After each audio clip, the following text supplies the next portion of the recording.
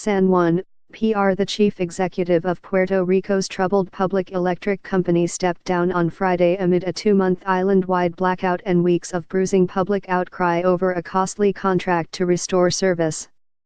The resignation of Ricardo L. Ramos, the chief executive of the Puerto Rico Electric Power Authority, known as PTEPA, was effective immediately. The governor, Ricardo A. Rossello, told reporters that he accepted the resignation because Mr. Ramos had become a distraction.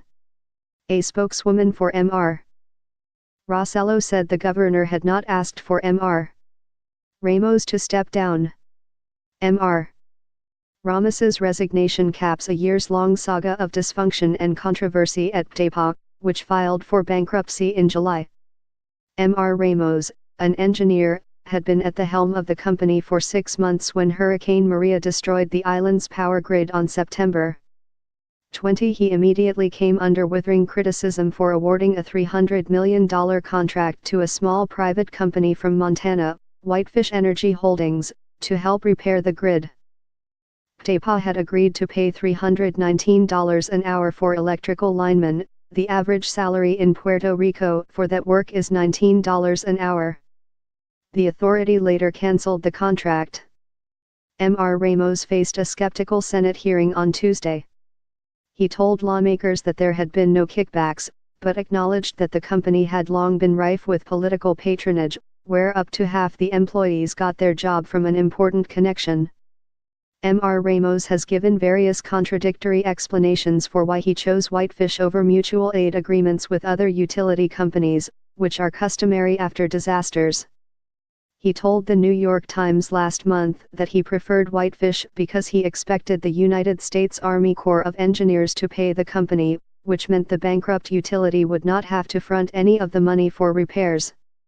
Under mutual aid agreements, PTEPA would have to pay for the work and then seek reimbursement from the Federal Emergency Management Agency. But Mr. Ramos told legislators on Tuesday that he went with the private contractors because he did not have the resources to find lodging for workers borrowed from other utilities, even though emails released this week by the House Committee on Natural Resources show that Whitefish could not find housing, either. It has been a rough week for Mr. Ramos.